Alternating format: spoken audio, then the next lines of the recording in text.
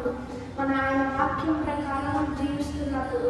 మనం ఏమి దేవుణ్ణి అడిగినా ఆయన మనకు అది